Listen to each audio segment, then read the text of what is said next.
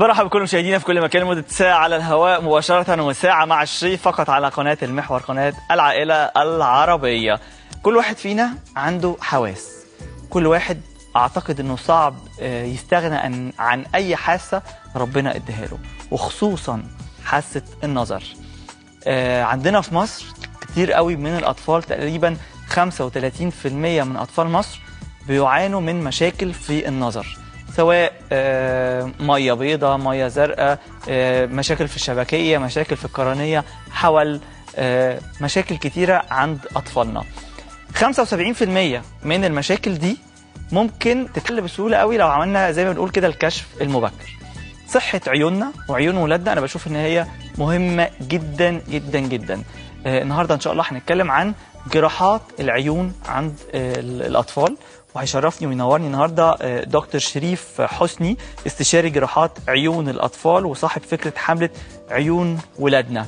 وعيون ولادنا غاليه علينا جدا جدا جدا. عيون ولادنا، مش هقول ولادنا في مصر بس، عيون ولادنا صغيرين في كل مكان في العالم، صحتهم الجسديه والنفسيه غاليه علينا، وخصوصا صحه عيونهم اللي بيشوفوا وبيطلوا بيها ويشوفوا الدنيا، وبيعرفوا يذاكروا بعيونهم وكذا فاعتقد ان صحه العيون دي شيء مهم جدا. والنهارده بيسعدني وبيشرفني ان معايا النهارده دكتور شريف حسني، استشاري جراحات عيون الاطفال وصاحب فكره حمله عيون ولادنا. ازيك يا دكتور؟ اهلا بيك. منورنا. نورك انت يعني. عيون ولادنا في مصر تعبانه، عندهم مشاكل. ليه؟ ليه؟ لاسباب كتير. ممكن زواج الاقارب، التلوث، الحاجات دي كلها بتخلي في نسبة معينة من أمراض عيون الأطفال. اوكي. هي المقدمة اللي أنت قلتها هايلة جدا بصراحة يعني، وأنت ساعدتني قوي قوي في الحملة حتى، ويمكن يا ريت بقى تيجي معانا بعد كده مسألة النضارة اللي أنت اتكلمت فيها. إن دي مشكلة، إنه الناس كلها تقول لك النضارة دي كذا بتعوقه عن حركته، هتعوقه عن اللعب. الكلام ده مش صحيح خالص. ومن هنا جت فكرة الحملة. إن إحنا هدفنا الأول التوعية قبل ما نبتدي نكشف ونعالج. توعية لمين؟ توعية للأهالي وللمدرسين وللزائرات الصحيات اللي في المدارس.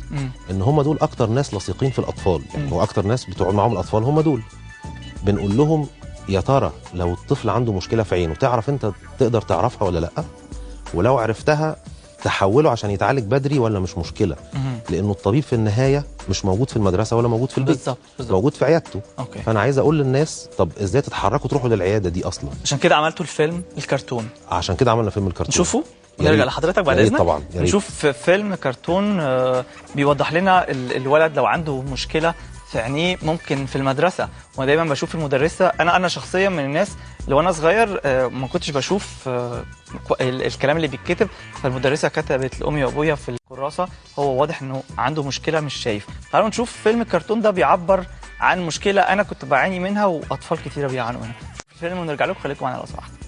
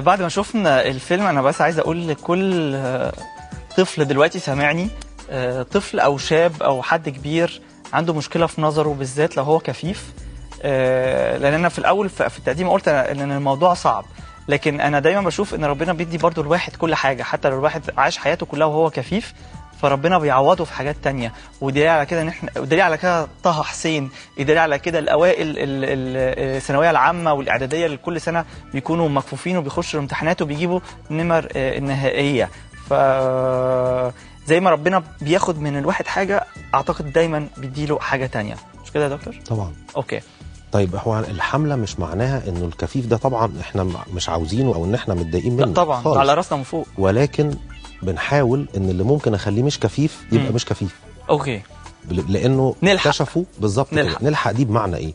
انه تقريبا 75% من الاسباب اللي بتؤدي لضعف الابصار عند الاطفال ممكن نعالجها. اوكي. يعني لو 4 اطفال عندهم اسباب مختلفه اعالج 3 من ال4، ودي نسبه مش قليله خالص. طيب انا قبل ما نبتدي نخش في المشاكل اللي في عينينا، عايز حضرتك تشرح للساده المشاهدين العين مكونه من ايه بالظبط؟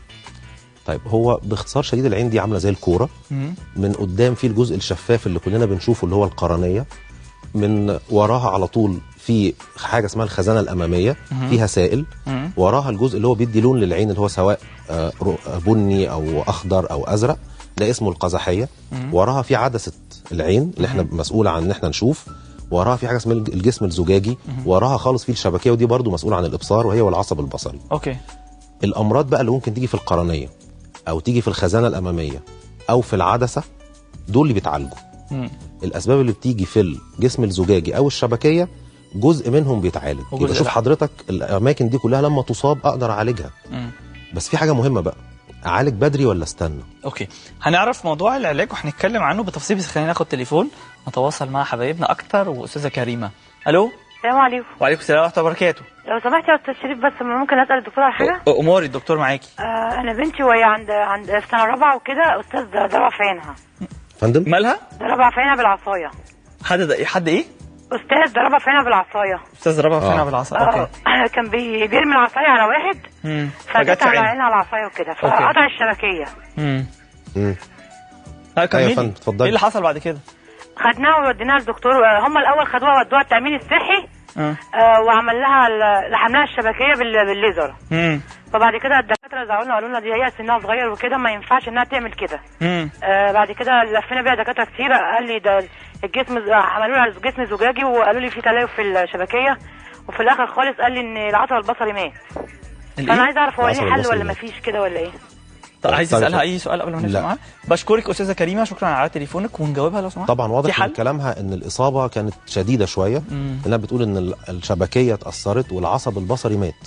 فلو ده صحيح للاسف العصب البصري هو الجزء اللي لو مات ما نقدرش نعمل له حاجه. العلم لغايه النهارده ما لقاش حل للمشكله دي. واحنا دايما بنشبهها بالشجره اللي جذورها ماتت، مهما اديناها ميه او مهما عملنا اي حاجه فما بيحصلش، يعني ما نقدرش نحسن الشجره دي. فللاسف اذا كانت الحاله كده فعلا هيبقى العلاج صعب، لكن ما فيش مشكله خالص، احنا ممكن نشوف الحاله دي ونقول هل فعلا هي خلاص ما ينفعش علاج ولا ممكن نعالجها.